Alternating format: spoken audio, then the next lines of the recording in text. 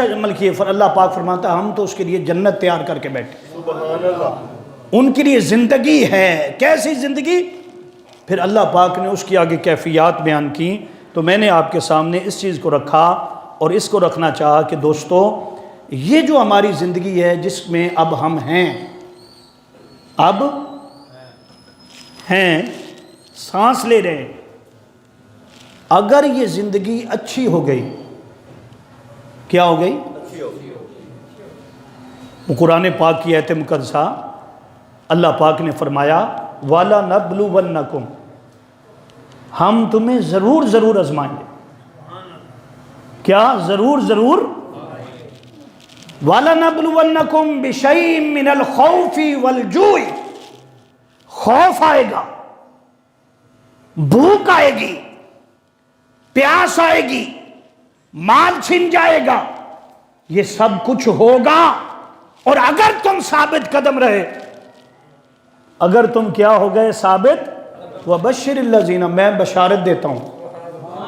کیا دیتا ہوں؟ فرمایا کہ بشارت ایسی ہے کہ اللہ پھر تمہارے ساتھ ہوگا۔ پھر سورہ ملک میں فرمایا اللہ پاک نے وَالْحَيَاةَ لِيَبْلُوَكُمْ، یہ جو تمہیں زندگی ملی ہے حیات، لِيَبْلُوَكُمْ، خَلَقَ الْمَوْتَ، اللہ نے موت کو پیدا کیا، وَالْحَيَاةَ، اور موت کو پیدا کیا۔ کیوں پیدا کیا ہوا ہے؟ تاکہ وہ جانے، وہ پرکھے تم میں سے اچھے عمل کون کرتا ہے، میرا کون بنتا ہے اور شیطان کا کون بنتا ہے، میری طرف نیکی کی طرف کون آتا ہے اور برائی کی طرف کون آتا ہے۔ تو اللہ رب العزت نے فرمایا کہ جس نے اس ایگزام کو، اس امتحان کو پاس کر لیا، پھر کیا ہوگا؟ اس کے لیے زندگی ہے۔ کیا ہے؟ کون سی زندگی ہے؟ فرمایا طیب زندگی ہے۔ نام فقیر انہاں دا باہو، نام فقیر انہاں دا باہو، قبر جنہ دی جیوے ہو، ان کی زندگی ہے۔ باری تعالیٰ وہ زندگی کیسی ہے؟ فرمایا اس زندگی کی صبح تاجدار کائنات صلی اللہ علیہ وسلم کی زیارت سے شروع ہوتی ہے۔ حضور تاجدار کائنات کی زیارت سے اس زندگی کی شروعات ہوتی ہے۔ پھر وہ قبر نہیں رہتی، وہ گلزار بنتی ہے، باغ بنتی ہے، 70 گز کھولی جاتی ہے، تا حد نگاہ کھولا جاتا ہے۔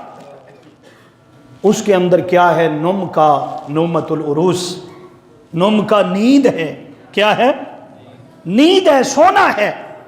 کب تک؟ جب تک قیامت قائم نہیں ہو جاتی۔ فرمایا یہ مومن کی زندگی ہے، ایک زندگی ختم ہوئی، اس کا اختتام ہوا، اور قرآن پاک اور حدیث پاک کی روح سے اللہ پاک نے فرمایا کہ یہ مت سمجھو کہ موت نے ختم کر دیا، فرمایا آگے بھی زندگی ہے، آگے بھی کیا ہے؟ زندگی ہے۔ اس پر کئی حدیثیں ہیں، کئی قرآن پاک کی آیات ہیں۔ اگر ہم صرف یہ بات کرتے رہے تو آگے نہیں بڑھ سکیں گے، تو پھر سن لو وہ کیسی زندگی ہے۔ فرمایا وہ ایسی زندگی جیسے میں نے عرض کیا، سرکار دو عالم فخر دو عالم صلی اللہ علیہ وسلم نے فرمایا کہ جب کسی کی موت ہو جاتی ہے، کیا ہو جاتی ہے؟ ہم سمجھتے ہیں کہ یہ مر گیا ہے، یہ کیا ہے؟ مر گیا ہے۔ کیا کرتے ہیں؟ اس کی آنکھیں، بولو نا، بند کرتے ہیں۔ سرکار دو عالم صلی اللہ علیہ وسلم کی صحیح حدیث پاک، آپ نے فرمایا کہ میرے صحابہ جانتے ہو کہ مرنے والے کی آنکھیں کیوں کھلی رہ جاتی ہیں؟ مرنے والے کی آنکھیں کیوں کھلی رہ جاتی ہیں؟ صحابہ نے کہا حضور آپ ہی بتا دیں۔ فرمایا جب اس کی روح نکلنا شروع ہوتی ہے تو پاؤں سے شروع ہوتی ہے نکلنا۔ کہاں سے؟ پاؤں سے شروع ہونا ہے نکلتی، وہ گھٹنوں میں آتی، گھٹنوں سے چل کر کمر میں پہنچی، جب کمر پہنچ کر پھر وہ سینے پر آتی ہے۔ کہاں آتی ہے؟ بڑا مشکل وقت ہوتا ہے۔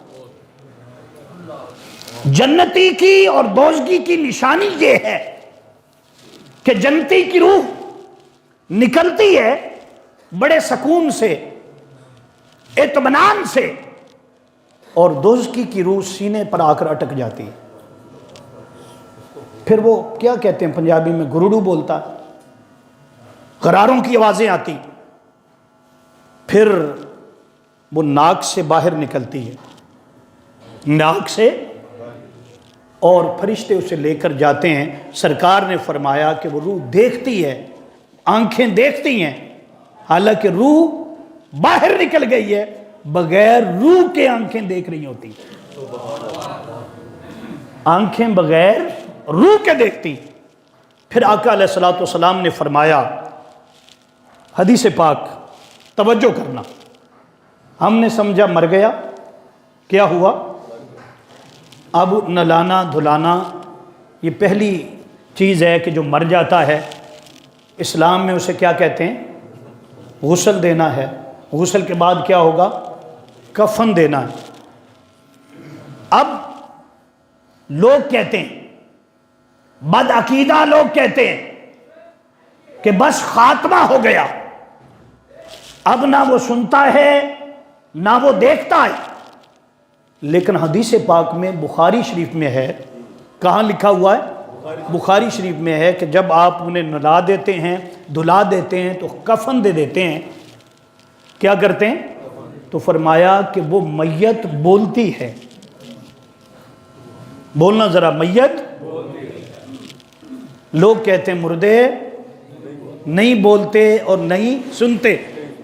بخاری شریف ہے، باب الغسل میت، سرکار نے فرمایا کہ جیسے تم اسے غسل دیتے ہو اور کفن دے دیتے ہو، فرمایا کہ وہ میت بولتی ہے، تم نہیں سنتے، تم باقی ہر چیز سنتی ہے۔ وہ کہتی ہے قدمونی قدمونی، وہ مجھے لے چلو، مجھے لے چلو۔ کیوں رکھا ہوا؟ کیوں انتظار کر رہے ہیں کسی کا؟ سرکار نے فرمایا کہ پھر وہ کہہ رہی ہوتی مجھے لے چلو، کیا کہتی ہے؟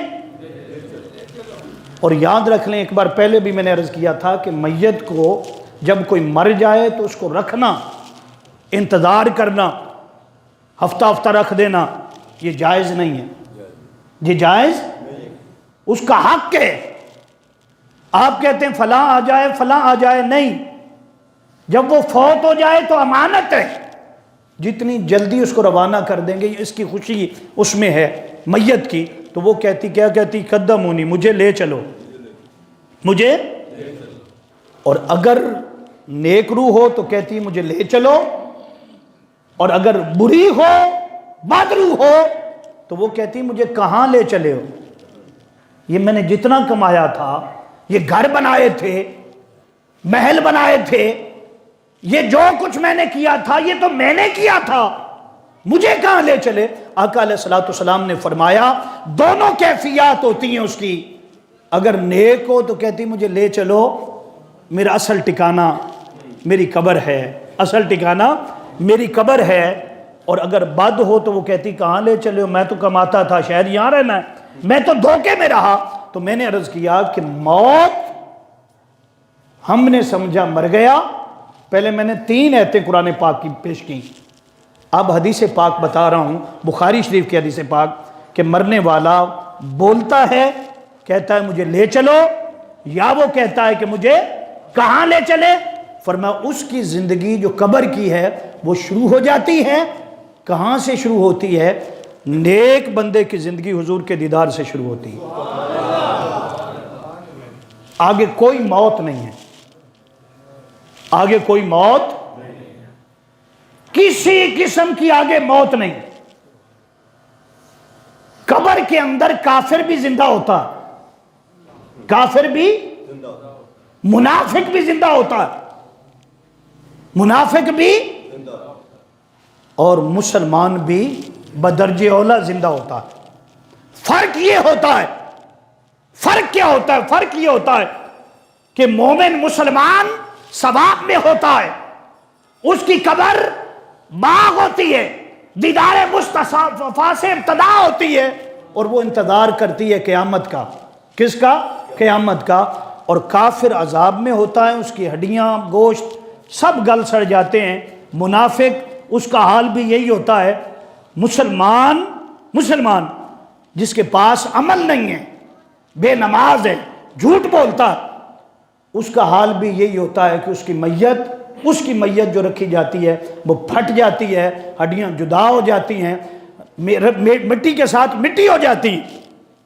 لیکن اس کی زندگی کیا ہے؟ روح کا تعلق جڑا ہوا ہوتا ہے. کافر عذاب میں ہے، منافق عذاب میں ہے، گناہگار عذاب میں ہے، اور مومن ثواب میں ہے. یہ میں نے قرآن اور حدیث سے پیش کیا. پچھلے جمعۃ المبارک جیسے پوچھا گیا جی آگے بھی کوئی زندگی ہے کیا؟ مرنے کے بعد وہ ختم ہو جاتے ہیں؟ نہیں، ان کے تصرفات ہیں، ان کے تصرف. آقا کریم صلی اللہ علیہ وسلم کے زمانہ اقدس کے اندر جب ایک صحابی نے گڑھا کھودا، کیا کھودا؟ زمین کو کھودتا ہے، نیچے قرآن پاک کی آواز آ رہی ہے، تلاوت کی آواز آ رہی ہے. کیا آ رہا ہے جی؟ بولنا ذرا. وہیں پہ روک دیا تلاوت، جہاں پر تلاوت کی آواز آئی ہاتھ روک دیے، آگے زمین نہیں کھودی، حضور کی بارگاہ میں آ گئے. آقا فلاں جگہ پر گڑھا کھودا ہے زمین کو، نیچے قرآن پڑھنے کی آواز آئی، نیچے قرآن پڑھنے کی. تو سرکار نے فرمایا تم نے سنا وہ کون سی سورت پڑھ رہا تھا؟ حضور سورہ ملک پڑھ رہا تھا، سورہ ملک پڑھ رہا تھا. تبارک الذی بیدہ الملک وہو علی کل شیء قدیر الذی خلق الموت والحیات لیبلوکم ایکم احسن عملا. یہ سورت پڑھ رہا تھا. آپ نے فرمایا سن لو، مرنے کے بعد بھی قبر کے اندر بھی جو قرآن پڑھنے والا ہے، جو شخص ہر روز نماز عشاء پڑھنے کے بعد سورہ ملک کی تلاوت کرے، فرمایا وہ قبر میں بھی قرآن پاک کی تلاوت کرتا ہے. اور سورہ ملک اور سورہ یاسین فرمایا یہ قبر کے عذاب سے بچاتی ہے. یہ کیا کرتی ہیں؟ عذاب سے. تو وہ جو کہتا تھا اتنی داڑھی رکھ کے کہتا تھا نہیں مر گئے کچھ نہیں بچا، میں نے بھی بتایا بھی ایسے لوگ ہوتے ہیں.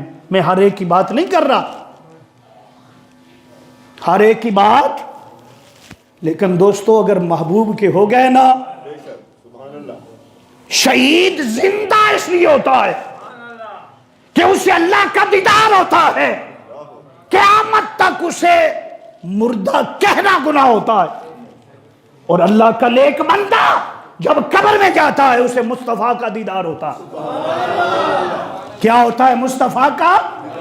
اور جو مصطفیٰ کو پہچان لے، تاجدار کائنات کو پہچان لے، اسے بھی کہا جاتا ہے نوم کا نومت العروس. اب تجھے کوئی نہیں پوچھے گا، اب تیرے لیے بستر لگایا جائے گا. ما کنت تقول فی حق ھذا رجل محمد صلی اللہ علیہ وسلم. بات اتنی ہے کہ اگر حضور کا ہو گیا تو فرمایا پھر قبر میں تیری قبر جو ہے وہ تر و تازہ ہے. وہ کیا ہے؟ وہ ریاض الجنہ ہے، جنت کا باغ ہے. جنت کا جتنی بڑے تعلق آپ کا اللہ سے، اس کا رسول سے، اتنا زیادہ قبر جو ہے وہ بکا نور ہے، اتنی زیادہ اللہ کا نور اتر رہا ہے. بس جتنی کسی نے محنت کی ہے، جتنی کسی نے حضور کی غلامی کی ہے، منحصر اس بات پر ہے کہ وہ 1000 سال گزر جائیں، کوئی بیٹا بھی نہ ہو، اور حضور داتا صاحب کی قبر بھاٹی چوک میں جب آپ پہنچیں تو آپ کو ہر طرف جگمگ نور نظر آئے. وہ کیوں نظر آئے؟ تعلق مصطفیٰ صلی اللہ علیہ وسلم قائم کرو. صرف باتوں سے نہیں، اللہ کے بندے بنو، اللہ کے ہمیشہ سچ بولو. کبھی قبر کی مٹی بھی ایسا نہیں ہو سکتا کہ آپ کے جسم کو کھائے. اس پر میں چند باتیں عرض کرنا چاہتا ہوں کیونکہ وقت کم ہے، تو پھر ایسا نہ ہو. بات جو ہے ہمارا عقیدہ ہے کہ اللہ کے نبی بھی، اللہ کے ولی بھی، صحابہ کرام بھی، اہل بیت بھی اپنی قبروں میں زندہ ہیں. میرے حضور بھی قبر میں کیا ہیں؟ حیات ہے. آپ کو اللہ پاک نے ایسی حیات عطا فرمائی ہے، جب چاہیں جس وقت چاہیں، جب چاہیں. ہمارا تو عقیدہ یہ ہے کہ حضور ہر وقت، حضور کریم آقا صلی اللہ علیہ وسلم اپنی قبر انور میں موجود ہیں. آپ کی بارگاہ میں امت کے اعمال پیش کیے جاتے ہیں، سلام پیش کیے جاتے ہیں. اگر حضور آنا چاہیں تو رکاوٹ بھی نہیں ہے، آنا چاہیں تو رکاوٹ بھی. حضرت شاہ عبدالحق محدث دہلوی رحمۃ اللہ علیہ ہر سال قرآن پاک ختم کرواتے تھے 27ویں رات کو. 27ویں ایک شخص آیا، چہرے پر بڑا جلال تھا، کوئی بھی ان لوگوں میں اسے جانتا نہ تھا کہ یہ کون ہے، یہ کون ہے. لوگوں اس کے ارد گرد ہو گئے، کون ہے بھائی؟ کہنے لگا حضور کدھر ہے؟ آقا کریم صلی اللہ علیہ وسلم کہاں پر ہیں؟ انہوں نے کہا حضور کریم آقا صلی اللہ علیہ وسلم یہاں پر کہاں ہو سکتے؟ کہا کہ سن لو، میں ابو ہریرہ ہوں، آقا علیہ الصلوۃ والسلام نے مجھے کسی اور کام بھیجا تھا، اور خود جو شاہ عبدالحق محدث دہلوی کی مجلس ہوتی ہے، محفل پاک ہوتی ہے درس قرآن کی، آپ کو اس میں تشریف لائے تھے اور مجھے فرمایا تھا کہ تو بھی آ جانا، تو بھی. اسی طرح علماء امت کے اندر ہماری کتابیں بڑی پڑی ہیں، مستند روایات، مستند واقعات، کہ اللہ کے نبی بھی اور اللہ کے ولی بھی اللہ پاک انہیں ایسی زندگی عطا فرماتا ہے کہ وہ اپنی قبروں میں لیٹے ہیں، قبروں میں لیٹے ہیں، ان کی قبریں جنت کی باغ ہیں.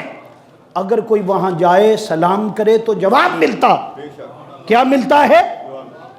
اور اگر کوئی وسیلہ بنائے تو ان کے وسیلے سے اللہ دعائیں قبول کرتا، اور ان کی روحیں آزاد ہوتی ہیں. کافر کی روح، بولنا ذرا، کافر کی روح قید میں ہوتی ہے. کافر کی روح کہاں ہوتی ہے؟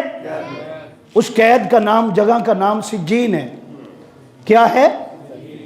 اور نیکوں کی روح اعلیٰ علیین میں ہوتی ہے. شہیدوں کی روح براہ راست جنت میں لے جائی جاتی ہے. اور اللہ کے جتنے نیک بندے ہیں ان کے جسم قبروں میں تر و تازہ ہوتے ہیں، ان کی روحیں اللہ پاک انہیں مقام علیین جنت عطا فرماتا ہے، اور ان کے لیے کوئی قید نہیں ہوتی. جب چاہیں جس وقت چاہیں وہ آتی بھی ہیں، جاتی بھی ہیں، ملتی بھی ہیں، گھروں میں بھی آتی ہیں، گھروں میں بھی آتی ہیں. اور قبروں کے اندر بھی ان کی حیات ایسی ہے کہ جیسے شہید کی حیات ہوتی ہے، اللہ پاک ایسے ہی کوئی بھی نیک بندہ جو اللہ کا ہو گیا ایسی زندگی اس کو قبر میں عطا فرماتا. علامہ صفوری نے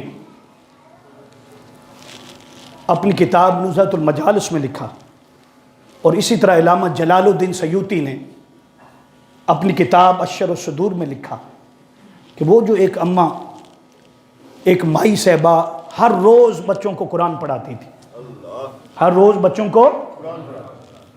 اسی محلے میں ایک چور بھی رہتا ہے، چور رہتا، اس کا کام کیا ہے اس دور کے اندر کہ جو مر جاتا وہ اس کا جنازہ پڑھتا ہے.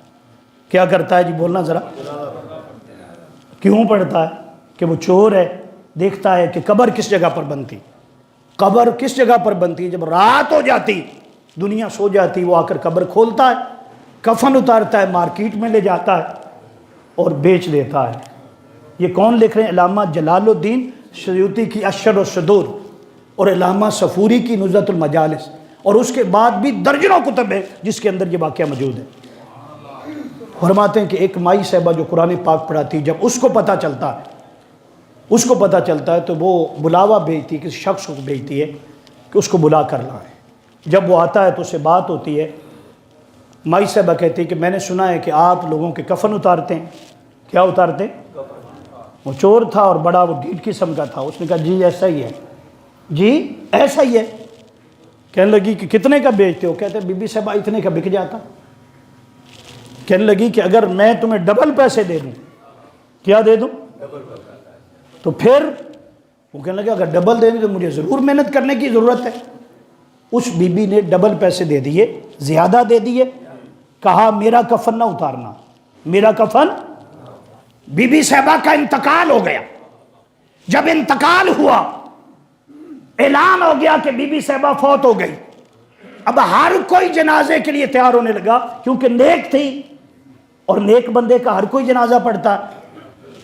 اب وہ چور گھر میں بیٹھا تھا، پہلے جب کوئی مر جاتا تھا تو وہ فوراً تیاری کر لیتا کہ مجھے چوری کرنی ہے، تو اب وہ گھر میں بیٹھا تو اس کی بیگم، اس کی زوجہ رفیقہ حیات پوچھنے لگی کہ کیا وجہ ہے، آج تو نہیں اٹھ رہا، جانا نہیں، اپنے کام پہ نہیں جانا؟ اس نے کہا نہیں۔ کہا کیوں؟ کہنے لگی کہ بی بی صاحبہ نے مجھے بلایا تھا اور مجھے پیسے دے دیے تھے، زیادہ دے دیے تھے، بلکہ ڈبل دے دیے تھے، کہا تھا کہ میرا کفن نہ اتارنا۔ اس نے کہا اچھا، اس کا مطلب یہ ہے کہ وہ کفن مکہ مدینے سے آیا ہوگا، وہ کفن بڑا قیمتی ہوگا، وہ کفن بڑا قیمتی ہوگا۔ کہنے لگا ہمیں کیا اس قیمت سے غرض ہے، ہمیں تو پیسے مل چکے ہیں۔ کہنے لگے نہیں، میں تمہیں کہتی ہوں یہ کفن ضرور اتارنا ہے، یہ کفن۔ اس نے کہا میں وعدہ کر چکا ہوں۔ کہنے لگی پہلے بھی تو اتنی چوریاں کی ہیں، تیرا وعدہ کیا ہے؟ وہ تو مر گئی جس سے وعدہ کیا تھا، جا اٹھو۔ وہ اٹھا اور جا کر جنازے میں شامل ہوا۔ جب جنازے میں جا کر شامل ہوا، اور یاد رکھ لیں سارا دار و مدار نماز کا نیت پر ہوتا ہے۔ کس پر ہوتا ہے؟ آپ کی نیت درست نہیں تو جنازہ بھی درست نہیں۔ اور اس کی نیت کیا تھی؟ چوری کی۔ بولنا ذرا، کیا تھی؟ جنازہ پڑھ لیا، رات ہوئی، جب سارے سو گئے تو وہ اٹھا اور جو اس کی واردات کا طریقہ تھا اٹھا اور قبر کھولی، اور قبر کھول کر بی بی صاحبہ کا کفن جو تھا اتارنے کے لیے ہاتھ آگے کیا۔ جیسے ہاتھ آگے کیا، مولانا صفوری لکھتے ہیں اور شرح صدور کے اندر علامہ جلال الدین سیوطی لکھتے ہیں، اتنا بڑا امام جس کو 75 مرتبہ جاگتے ہوئے میرے حضور کی زیارت ہو۔ لوگ کہتے ہیں جھوٹی باتیں، ایسے امام جو ہیں یہ ہمارے امام جھوٹے نہیں ہیں، یہ وہ بات کرتے ہیں جو حقیقت ہو۔ انہوں نے تو زندگی میں ایسے بات جھوٹ نہیں کی، آپ کہتے ہیں جھوٹا لکھ دیا، نہیں، وہی لکھا جو ہوا تھا۔ فرماتے اس نے ہاتھ آگے کیا، جیسے ہاتھ آگے کیا بی بی صاحبہ نے ہاتھ پکڑ لیا اور پکڑ کر تھپڑ مارا منہ پر، اور تھپڑ مار کر کہا کہ عجیب بات ہے کہ ایک جنتی شخص جنتی عورت کا کفن اتار رہا۔ وہ ڈر گیا، کب کبھی تاری ہو گئی اس بات پر کہ یہ تو مر گئی تھی اور یہ بول رہی ہے۔ اس نے کہا ڈرنے کی ضرورت نہیں ہے، اللہ کا ہر نیک بندہ زندہ ہے،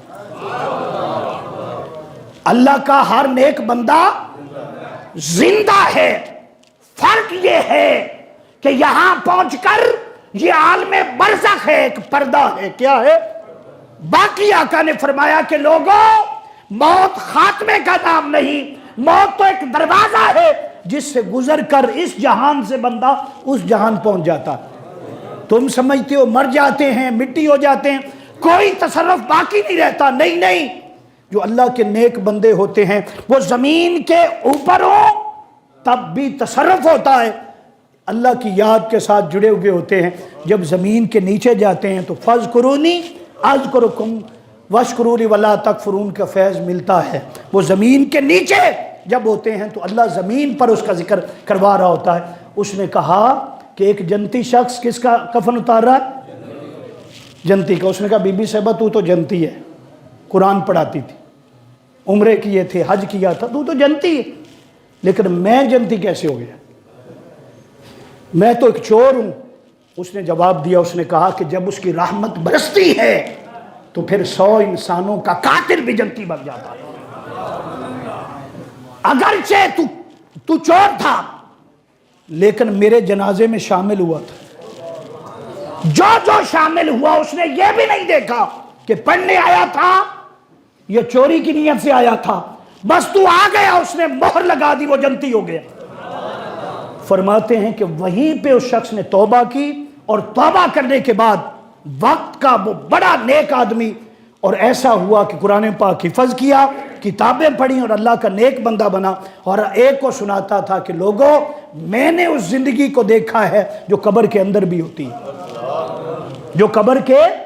اب آخری بات، بڑا مشہور واقعہ ہے، کل دن تھا حضرت علامہ اقبال رحمۃ اللہ علیہ کا، آپ کے بارے میں یہ مشہور بات ہے، کیا ہے؟ مشہور بات ہے کہ آپ کا جو خادم ہے اس کا نام ہے محمد علی، کیا نام ہے؟ وہ بیان کرتا ہے کہ ایک رات کا وقت تھا، میں نے دیکھا علامہ اقبال رحمۃ اللہ علیہ کو کہ بے چین نظر آتے تھے، ٹہر رہے تھے، کبھی ادھر جاتے کبھی ادھر جاتے۔ فرماتے میں اٹھ کر آیا تو میں نے پوچھا بھی کیا وجہ ہے، کیا بے چینی ہے، کوئی آنے والا ہے، کوئی خاص مہمان آنے والا ہے؟ تو فرماتے کہ اتنے میں دروازے پر دستک ہوئی۔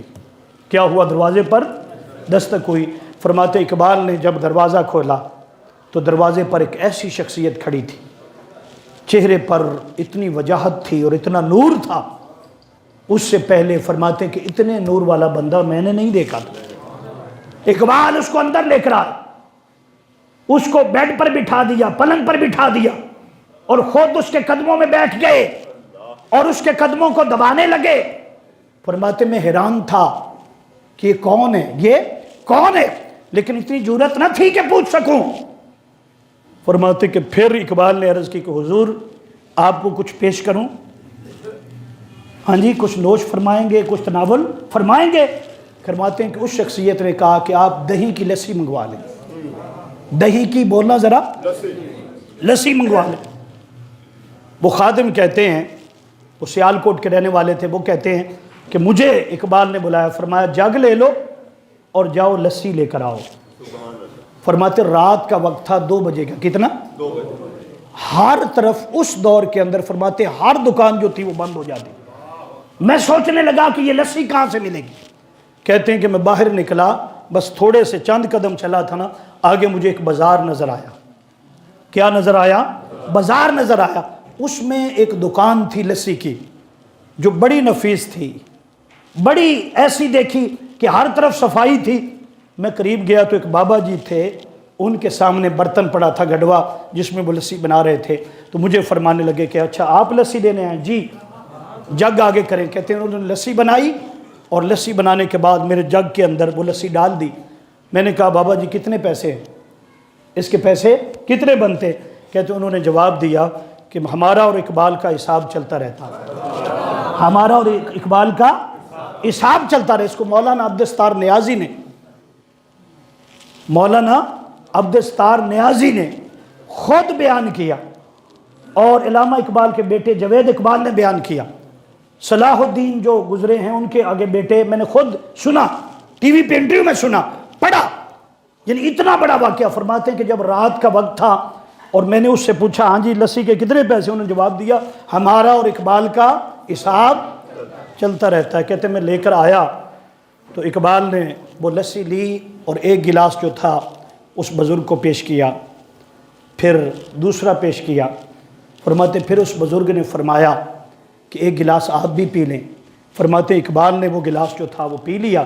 اس کے بعد وہ شخصیت اٹھی اور مجھے کہا ذرا آگے چھوڑ کر آئیں۔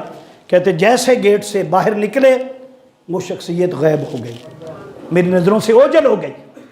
کہتے میں واپس آیا، میں ہر روز اقبال سے پوچھتا تھا، حضرت اقبال رحمۃ اللہ علیہ سے پوچھتا تھا کہ وہ کون شخصیت تھی جو رات کو آئی تھی، اور وہ کون سا بازار تھا جہاں مجھے بھیجا تھا۔ رات کو تو کوئی بازار کھلا نہیں ہوتا، وہ کون سا بازار تھا؟ فرماتے ایک دن اقبال فرمانے لگے کہ اگر تم میری زندگی میں یہ واقعہ نہ بیان کرو تو میں بتا دیتا ہوں، میری زندگی میں کسی کو نہ بتانا، میری وفات کے بعد جس کو چاہے اگر چاہو تو بتا دینا۔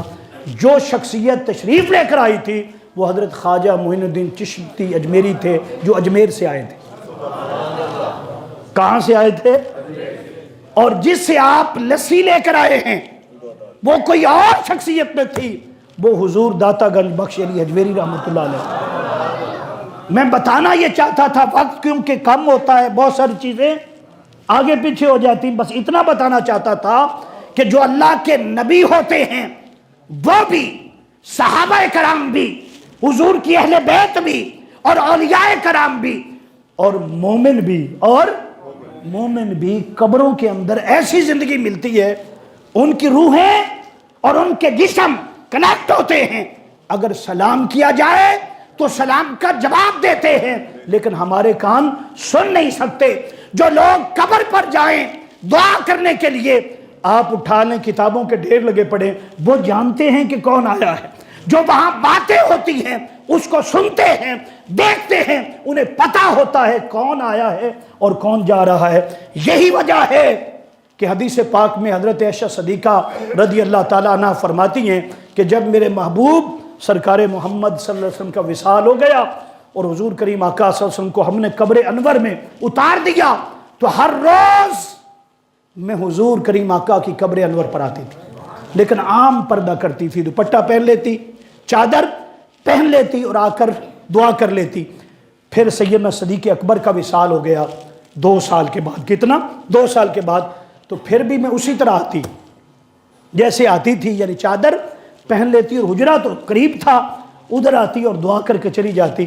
پھر سیدنا فاروق اعظم کا وصال ہوا، کتنا 10 سال کے بعد جب آپ کا وصال ہوا، پھر پورا پردہ کر کے جاتی تھی، پھر پورا پہلے کیا تھی چادر، کیونکہ گھر کے اندر ہی مزار پاک تھا۔ راوی نے پوچھا کہ یہ کیا تھا؟ پہلے صرف چادر تھی، اب پورا چہرے کا پردہ۔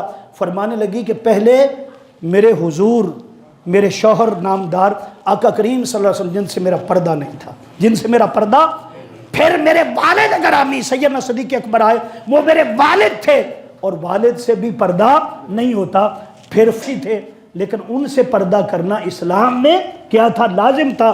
فرمایا جب وہ آئے تو میں پردہ کر کے جاتی، بتانا یہ چاہتی تھی کہ قبر والے دیکھتے بھی ہیں، ورنہ اتنی بڑی شخصیت، کوئی کہتا اتنی مٹی تھی جناب، سلیب چڑھے ہوئے تھے، اوپر مٹی ڈالی ہوتی ہے، اس دور کے اندر تو مٹی جناب وہ لہت بنا کر، آج بھی سعودی عرب میں جنہوں نے جناب جنت البقیع دیکھا ہے، جا کر قبریں دیکھیں، وہ ہمارے جیسی نہیں ہوتی، وہ گڑھا کھودتے ہیں، پھر وہ لہت بناتے، اس کے نیچے پھر اوپر کیا ہے؟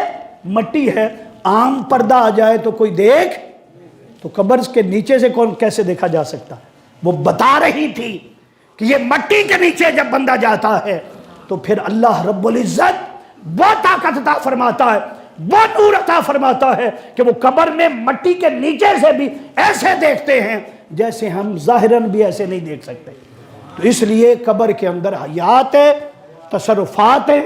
جو لوگ سمجھتے ہیں کہ مر گئے مٹی ہو گئے، ان کے مر گئے ہوں گے، مٹی ہو گئے ہوں گے، ختم ہوں گے، ہمارے تو زندہ ہیں، ہمارے تو، اس لیے تو ہم جاتے ہیں، دعائیں بھی کرتے ہیں، سال کے بعد عرس بھی کرتے ہیں، ہم ختم بھی دلاتے ہیں۔ ہمارا تعلق جو قائم ہے، جن کا ٹوٹ گیا ہے، جنہیں بات پسند نہیں بھی، ان کے مر گئے ہوں گے، ہمارے زندہ ہیں۔ قرآن اور حدیث کی روشنی میں اللہ پاک عمل کی توفیق عطا